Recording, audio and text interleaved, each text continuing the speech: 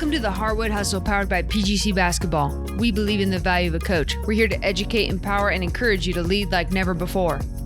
This episode is part of a two-part series with TJ and Sam as they continue to share what it looks like to execute better practices. In part 2 today, they'll cover off building habits, implementing a games approach, raising competitiveness, and how and when to pivot your practice plan. Before we start, a quick word from Mono Watsa. Coach, would you like to have a team full of great shooters next season? We've partnered with our friends at Noah to bring to you the Hoops app, a free app to help your players measure the trajectory and arc of their shot. They'll get immediate feedback after every make or miss so that they can course correct and become a better shooter faster. Have your players download the Hoops app at thehoopsapp.com/PGC today so that you can have a team full of better shooters next season. All right, welcome to the Hardwood Hustle. Today we have part 2 of how to make better practices. Just going to recap part 1 really quickly where we talked about focus. We talked about the points of precision or points of emphasis, POP or POEs. We talked about intangibles, ensuring that those get right. As we know, practice can go awry in so many different directions if just the mind's not right, the heart's not right. So you got to make sure that is right. And then the communication that you got to have.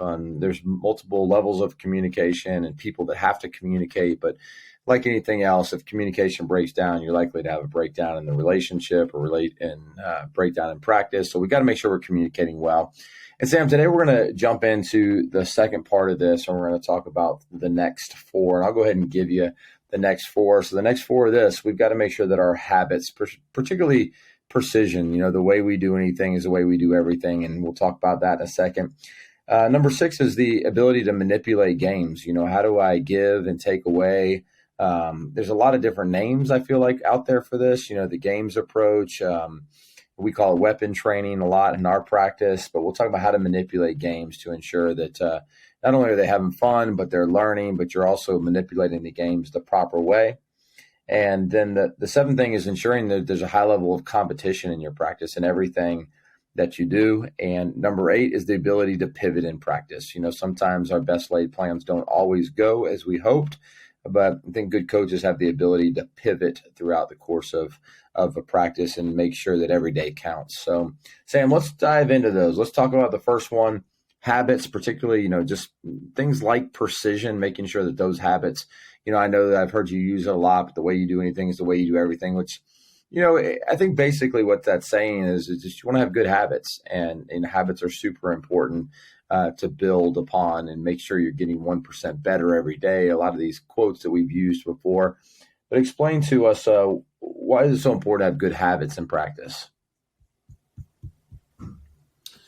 Yeah, TJ, and I just want to say before answering that question, just a reminder, why practice matters so much. This is a time where you spend so much time with your team and you're building out your offense and your defensive systems and really your culture and how you're going to, grow as a team and communicate with each other and relate to one another. So, that's why it's so important. But talking specifically about the habits, this is ultimately, you watch a team play, you watch players play, and in the biggest moments, in the most pressurized games, we revert back to our most deeply held habits.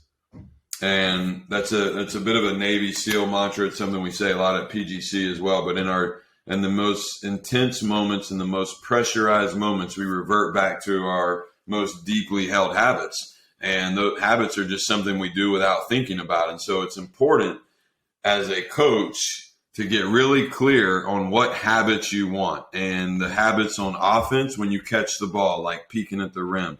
Habits on defense of, sprinting back or being in a stance or communicating. Your intangible habits, what happens when a mistake happens, when you airball a shot, when a ref misses a call, when a teammate gets on to you, when an opponent talks trash. Those are all habits that just come out. And so they're critical if you want to be the best version of yourself as a player and if you want to chase championships as a team. Yeah, gosh, there's so many directions we can go with habits, I mean, offensively, defensively, personality, like there's just so many different habits. And there's a lot of good resources out there on habits. I know that, you've read the James Clear Atomic Habits, which is a really good book and a lot of really helpful ways to grow your habits, to stack habits. But really, we are a sum of our habits, and many times I've been guilty of this myself, but I think that somebody might be frustrated with their offense or frustrated with their defense or frustrated with their players. And, I think what they're saying a lot of times, rather than sometimes the scheme or what they're trying to accomplish, they really don't have good enough habits. Everything looks better with good habits. Your offense looks better when you have good habits. Your defense looks better when you have good habits. And I think it's really important to determine what are the keystone habits of anything you're going to do. What are the primary habits of your player development? What are the primary habits of your systems and strategy? What are the primary habits of your leadership, of your culture? What are your habits as a master teacher? Because in the end, your habits are really going to determine everything. Yeah, I mean, this is in life too. For me, I love the topic of habits, TJ. I try to automate. Let me back up. I don't try. Over the course of my life, I want to automate my mornings. I want to know that when I wake up, I don't have to think about it. I don't have to motivate myself. I don't have to inspire myself, but I have certain things automated, such as, my body, my mind, my emotional being. All those things are so important to me being the best person I can be, which allows me to be the best husband and father and coach, leader. And so let's just give coaches a couple tangible things. So on offense, maybe the best example, I was at a clinic recently and I was sharing this with a group of coaches. When you watch Villanova play, let's use that as an example, it's very clear what habits they work on. And the habits are every time those players catch, they are ready to shoot the ball. Now, some of them can't shoot, but they catch ready to shoot, giving the illusion to the defense that they might shoot. And that defensive player, out of their own habit, may close out and they drive the closeout. But when you watch Villanova play, they catch ready to shoot. When they get to the paint in traffic, they play off 2 feet. They play powerful. They have great spacing. So it's very clear. And so, coaches, I guess the question for you is, what habits are most important to you and your players and your team on offense? If we came and watched you play, would it be really clear? So that's offense. On defense, what's important? Do you want a group of 5 players talking and in a stance? Do you want the habit of pressuring the ball, or do you want the habit of being in the gap? Now, you got to get really clear on what habits you want. And then you do have to work on it every day. It has to be, you have to do those every days. The every days, and I don't know if you still do this, TJ, with your team, but grab and peek or catch and peek at the rim. I know we'll get into games approach later with how you bring some of these to life. But again, I think those are some tangible things that coaches can take and put into their practices. Yeah, and I think that another tangible thing for coaches is really identify what your habits are. I recommend you start with just 3 habits. Here are the 3 habits that we value more than anything else on offense. Here's the 3 habits we value more than anything else on defense. Even in your intangibles, here's the 3 habits we value more than anything else. And eventually you can stack habits. When you build a habit, you can add another habit. Where I see it go wrong a lot of times is where coaches pick 10, 12, 15 habits, and they're average at best at all of them. And I think there's a lot more value in getting really good at your cornerstone or keystone habits, and then adding or stacking on top of those habits, putting one to bed and making sure our team just does this on a regular basis. And then maybe you add another one after that. But if you go in with too many habits or too many things that you value, oftentimes none of them get the attention that's necessary. So I do think it's really important. And I know there's a lot of ways to do it, but for me, I think it's been most effective for our team when we know these are our habits. And then we test those habits. Are they showing up in practice? Are they showing up in games? They're really not a habit if people don't default to them. If they're not actually happening, we may say it's important, but it's not important until it really becomes a habit. Yeah, and habits, I mean, again, we can probably have a whole episode on habits, but you might have the habit, let's talk about your bench. When a player comes off the court, we're the habit of standing up and, high-fiving that player. The habit of how we're sitting during timeouts, what our assistant coach is doing during timeout. Those can fall under the umbrella of habits. So, yeah, define what you want, coaches, and simplify. Less is more. And I think that's the best approach you can take. And then you level up from there once you establish a few. Yeah, and if you wanted something even more concrete, I mean, what if you just took our, PGC coaching, we have our blueprint, and in those we have the 5 different components. And what if you just had your 3 primary habits for leadership? Like, these are the 3 things we want to happen every day. Our 3 primary habits for culture. Our culture, we have these habits that we do every single day. Like, we practice gratitude, the habit of gratitude, and we constantly work at gratitude. Never met a thankful team that wasn't fun to coach. And then you as a master teacher, like, what are the 3 habits that I dominate every time that make me a better teacher? What are the 3 habits in my systems and strategies? And you might even divide that out with offense and defense or whatever it might be. And the 3 habits of our player development, like, these are 3 things you could see every one of our players do on a regular basis. That might be really helpful. So let's dive into number 6 here, manipulate games. And this is talked about in so many different ways. There's a lot of ways to do this and put constraints, take away, give extra advantages, but really the games approach. And, I personally have been kind of on the fence about the games approach. And here's why, is because I've seen so many people use it well, and I've seen so many people use it poorly. And used poorly, I think it's like, oh, let's just learn through games. But we really don't know how to teach through games. And so players are kind of put out there, and they may or may not learn the things that you want them to learn based on age, stage, appropriateness. But the people that do a really good job of manipulating games and using the games approach to make teams better, I think they understand how to give things, take things away, change the game, manipulate it in a way that you're really getting your team to focus on the things that you want them to focus on. Yeah, this is where I think the science and the art meet at a really good place. Because there's a phrase in games approach that says, let the game be the teacher. Let the game be the teacher, meaning, okay, we're going to play this 4-on-4, this one-on-one game, and that game in itself will teach the player what they need to learn. And in a way, yes, that's very true. But like you said, TJ, I think the most common mistake, and I know this because I've made it, I'd say 6-7 years ago when I started taking more of what we call a games approach to everything I was doing as a coach, player development, small group workouts, to team practices, and believe wholeheartedly that, let me actually say this too, before going down that road. If you walk into your practice and you said to your players, hey, we're going to work on defense today. You guys want to do these drills, or would you like to play this 3-on-3 and 4-on-4 game that we're going to do? 100% of your players will raise their hand and say, we want to play the games, coach. I've asked this question. It's going to happen. And why? Okay, so games approach is great for engagement. Players are more engaged. And then number 2, I think you get more competitive with it. So those are 2 big wins. And if they're more engaged, they're going to be more energized. They're more energized. There's going to be higher performance.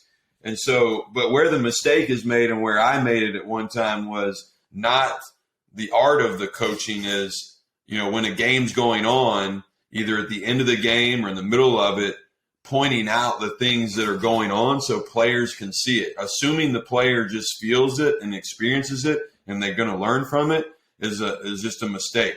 So that's where the art meets the science. Yes. If you're playing a 3-on-3 game and you have to go off 2 feet in the paint in traffic, they're going to get better when they don't get the bucket when they score off 1 foot on a layup. So they're going to learn, hey, we're working on that. But the art of the coaching is really important, as you mentioned, TJ. Yeah, and I think when you use a lot of games approach, which I think can be really healthy. I think the one thing we underestimate sometimes is coaches have limited time, and I've found that the games approach, while a great teacher of the game, it takes more time because you have to let them go through, then you have to let them explore, then they have to pull out the lessons they've learned from the game, then you've got to adjust, and we have limited time, and so the ability to manipulate the games properly is one of the things that will help you use your time more efficiently. And I think it's worth spending time and learning how and figuring out what manipulations of the game actually produce the most fruit. And that can go a lot of different directions. But because we have a lack of time, and because I think the games approach, while really good, does take more time, the better you become as a coach at manipulating those games to get to a place of discovery faster, I think is a better use of time. And I think as a coach, we're always trying to sharpen our skills on how to best manipulate games. And, I think the best people I've seen use games approach can really quickly identify what things need to be, what restraints need to be added to the game, or what advantages need to be given to the offense or defense to really make the game better, more efficient, and to be able to really get quicker to the point, or be able to get quicker to the point of what you are trying to learn or help them discover through the game's approach. And that's really good manipulation of the game, is when you can be efficient with it. Yeah, and let's, we know a lot of coaches know what we're talking about here when we talk about, but I want to give a couple of examples to coaches in the dark, or maybe just give some more tools in their tool belt. You could play a 5-on-5 game where, we do this a lot. It's a 5-3-1 scoring system. You get 5 points if you score off no dribble, 3 points if you score off one dribble, and 1 point if you score off 2 or more dribbles. In any game, there's flaws to it. There's no perfect game. So sometimes the best playing basketball is, shot fake or rip and go and get to the paint on 2 dribbles off 2 feet and finish. So we recognize you only get 1 point, but the outcome we're chasing in a 5-3-1 game is how to create shots for others, either a catch and shoot 3, or feed the post and Laker cut, score it, or passing cut, or screen and curl.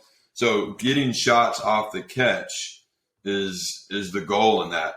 Another way to game, games within the game, if I have a point guard who trying to improve their ability to attack and finish with their weak hand, I may pull them aside privately and say, hey, this game, I want you to, in practice, this segment, I want you to work on, you can only score left-handed layups, and you can only pass with your left hand. Nobody else knows that, but it's a way for me to, pull that player aside and work on a concentrated area of their game.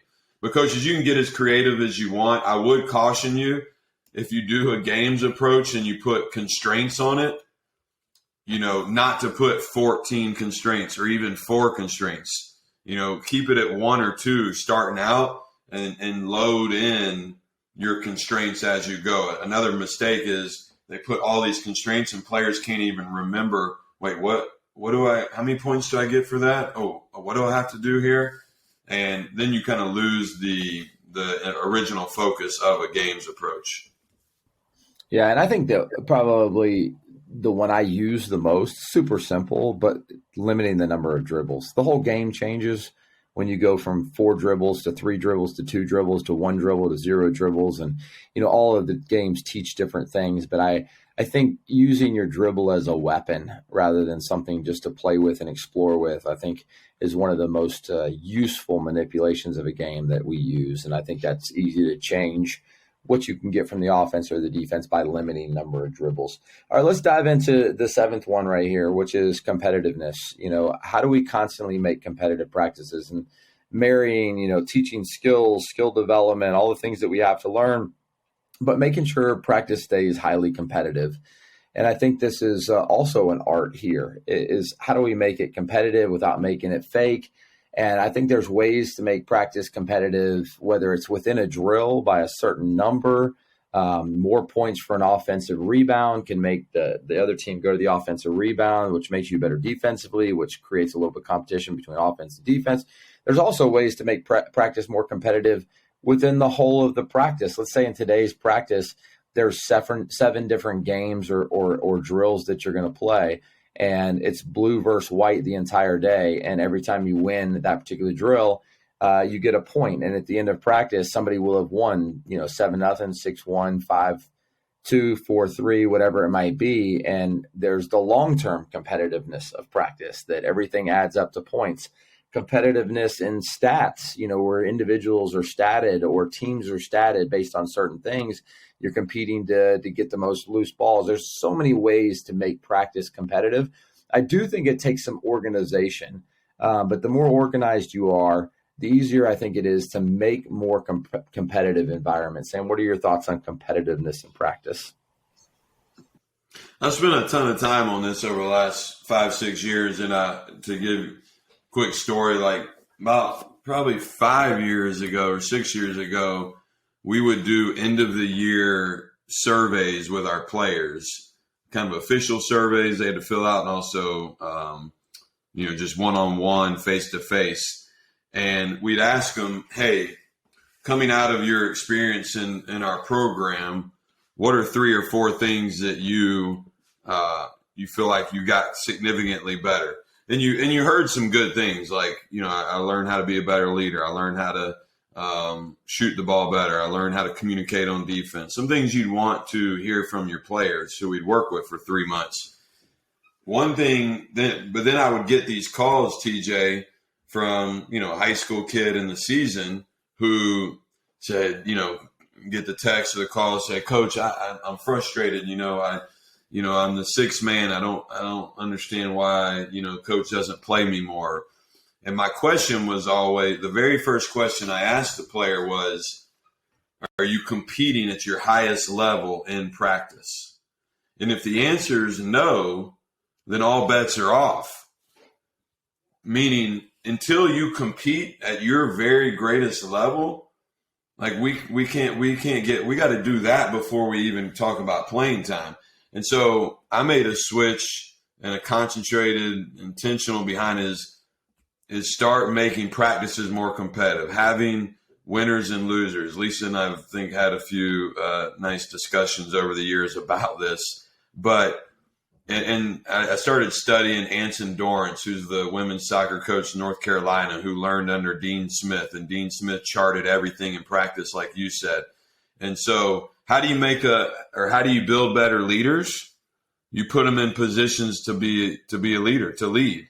How do you build players who work through adversity better? Give them adversity to work through it. How do you develop better competitors? Put them in an environment where they get to compete.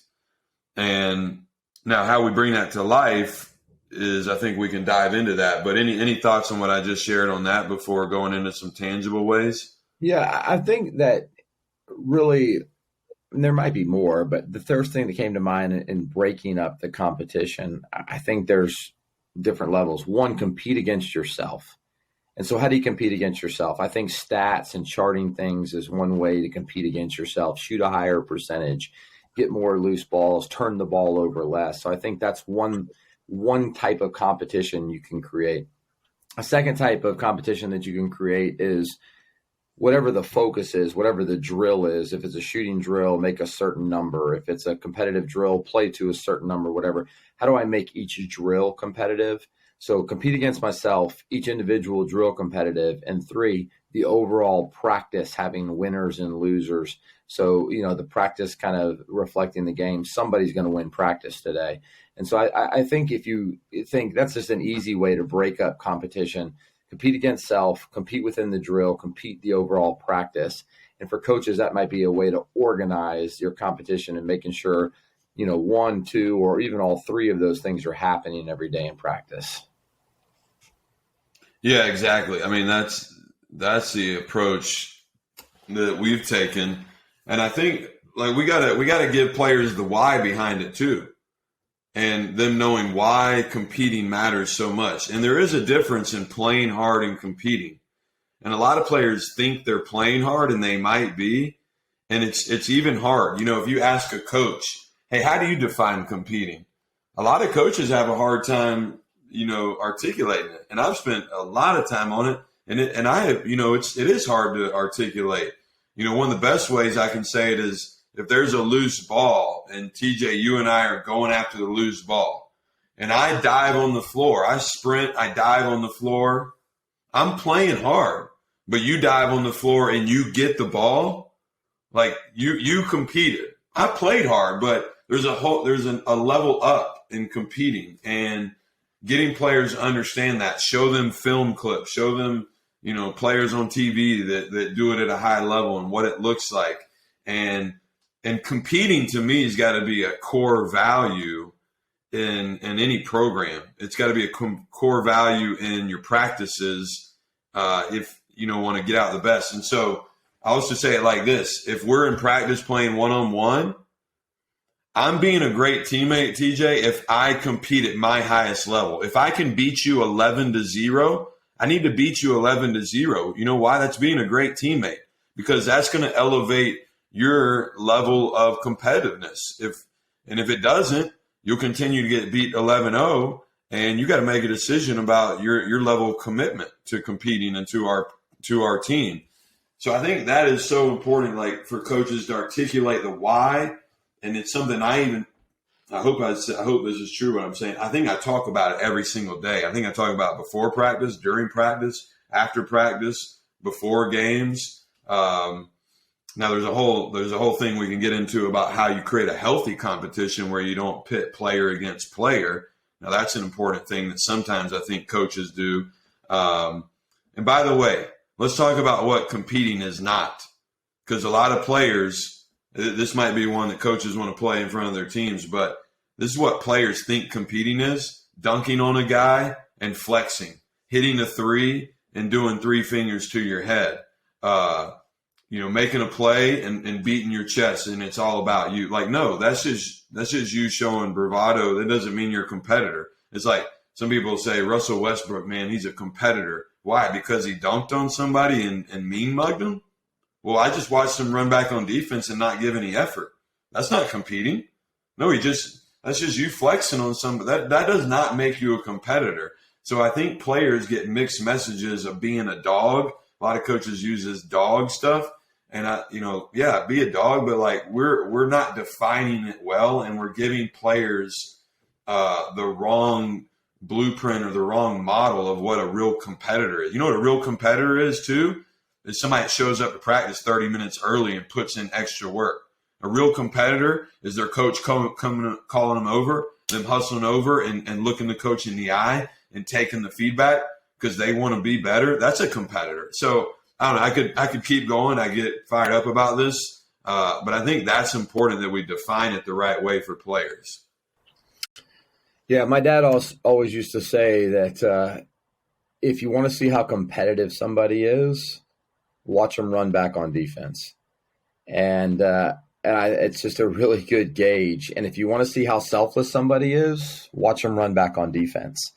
And I often tell that to my players. Like it's easy to show up as competitive or, all those different areas and when the spotlight's there, but very little is ever seen or earned when you sprint back on defense and you find real players. And the last thing I would say about competitive practices is coaches pay attention to it. Winners win. And if they constantly win in practice, even though they don't have the best shot, even though they're likely to win in games. And I think sometimes we give it lip service, like, yeah, compete, whatever. And then we have a player who's a star and they end up losing every day. But what we fail to recognize is, look, they might be more skilled. They might be a little bit better, but they don't win. And you want to get them, if they're the best player, you want to get them to a place where they win. But pay attention to who wins regularly in practice and likely somebody you want in the lineup if they are somebody that's constantly winning in practice. So, Sam, any other thoughts on competitiveness before we jump to the last one? Well, a couple quick ones. So this is something we've done recently in the last 2 to 3 years that I think has value. If the red and the white team are playing 3-on-3 and it's a 4-minute FIBA game, if it's a 4-minute FIBA game, and you put a consequence at the end of it, so whatever you lose by, you run by, And so the point is, if the blue team's up 23-4 with 1 minute left, a lot of times if you lose and you just, you have 5 push-ups or, maybe it's just for bragging rights or you run 1 sprint, there's no incentive. They know they're not going to come back. But if they can cut a 19-point deficit to 9 and shave off 10 sprints at the end, it's going to be more competitive from beginning to end. And there's different coaches that have different feelings on that, but I do find that to be a nice tool to use to teach competing. And another one is like if you're struggling with younger players to fight and compete all the way to the whistle or all the way to the end of possession, we'll play some one-on-one games, TJ, where say you're guarding me and I drive it and I make a layup. The possession's not over until you physically get the rebound, even off a make. So I could grab it out of the net and score again. And we might play to 11 points at each basket. And so it just teaches a little more aggression, a little more fight, a little more competitiveness. Those are 2 things in practices I think coaches can use. Yeah, I like that. That's good stuff there, Sam. So let's jump to number 8 right here. Let's talk about the pivot. The last one of the final 8 to make your practices better is the ability to pivot. I can tell you how many times, and this is what you were talking about a minute ago, the art and the science. I think this is the art of coaching is, sometimes we make a practice plan and we thought it out and it's really good. And then we get in there and something's missing. Maybe it's just not competitive enough. Maybe there's a change of direction needed because of players that go down. Maybe there's just so many reasons that you might have to pivot in a practice to make sure that you accomplish the main things. And I think this is one of those things where a lot of coaches are just wired different. Some people just think, here's the practice plan. We're sticking to it no matter what. And then there's other people that are like, man, I'm totally flexible. Let's just see the way this practice goes and we'll morph and we'll pivot as practice goes on.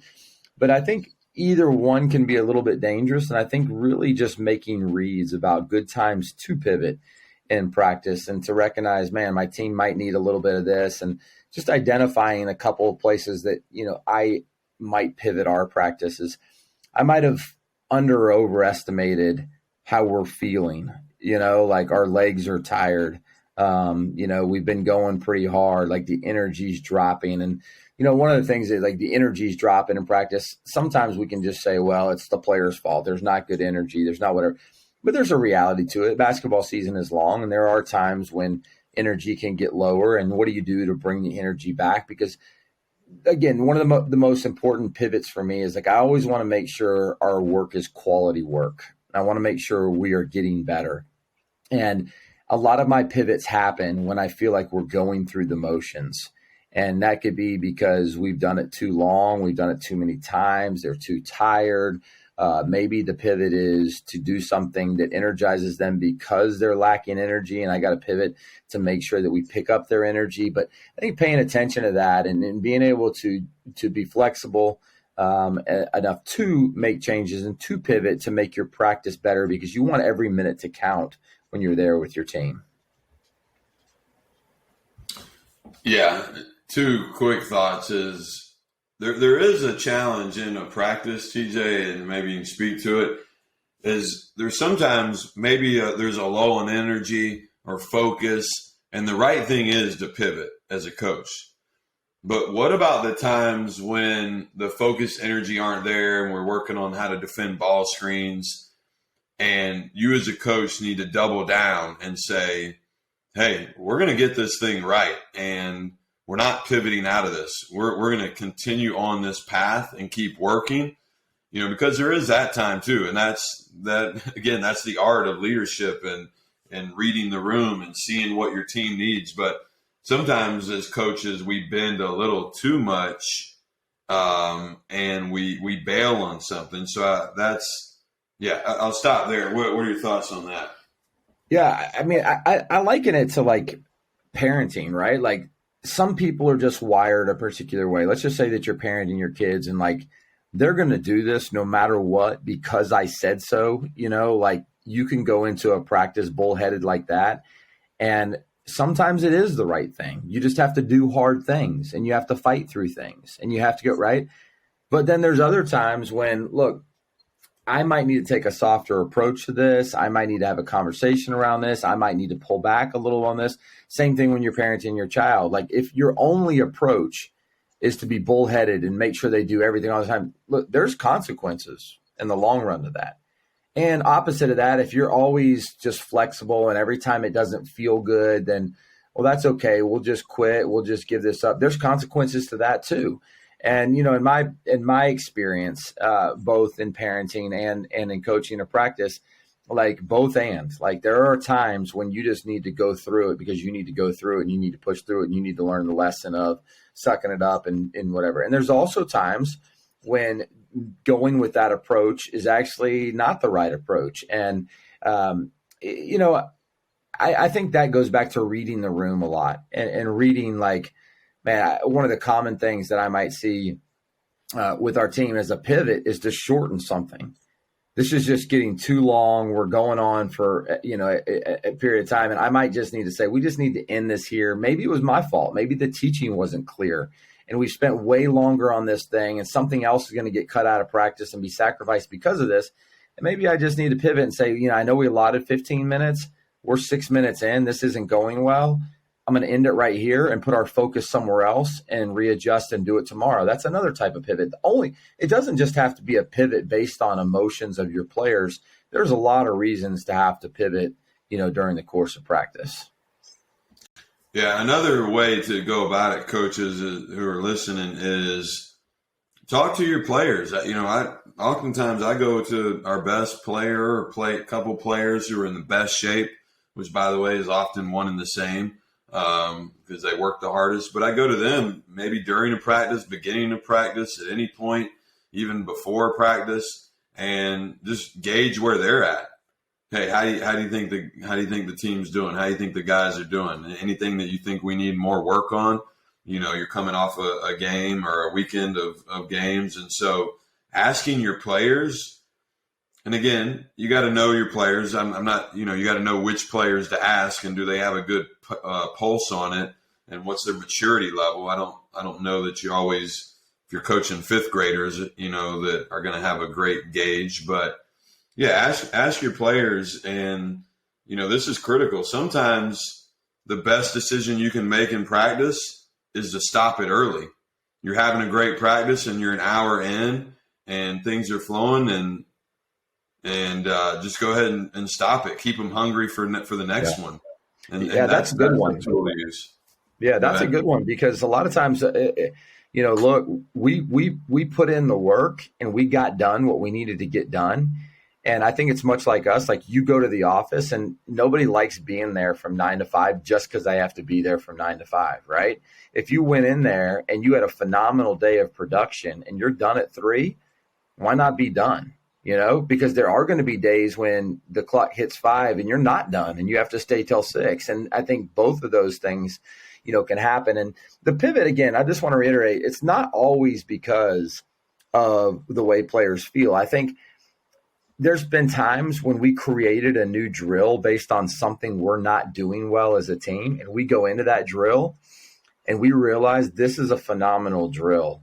We're actually going to stay in this much longer than we thought because we're really getting something out of it. And we pivot and cut something else out of practice and vice versa.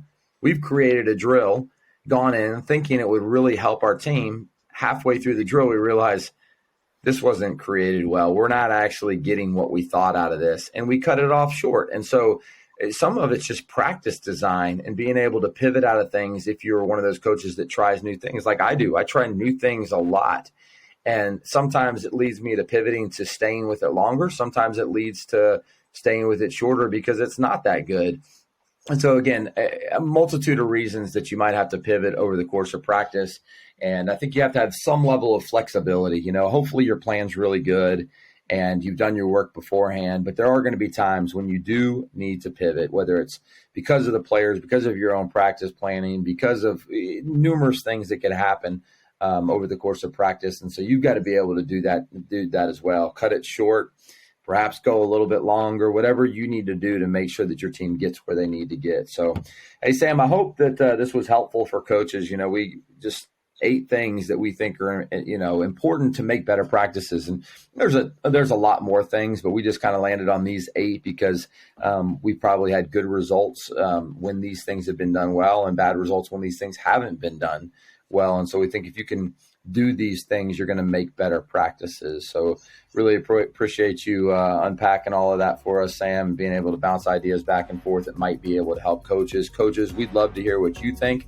Hit us up at Hardwood_hustle and let us know if you've got some other ideas or some ideas that really stuck with you that you're going to implement into your practice. But he is Sam, I am TJ, and we are the Hardwood Hustle. Thanks for tuning in to this episode of the Hardwood Hustle, where we believe in the value of a coach. We want to bring you quality content and journey with you. Stay connected with us on Twitter and Instagram. You can find us at Hardwood_hustle. From the Hardwood Hustle team, thanks again. We can't wait to be with you again next week.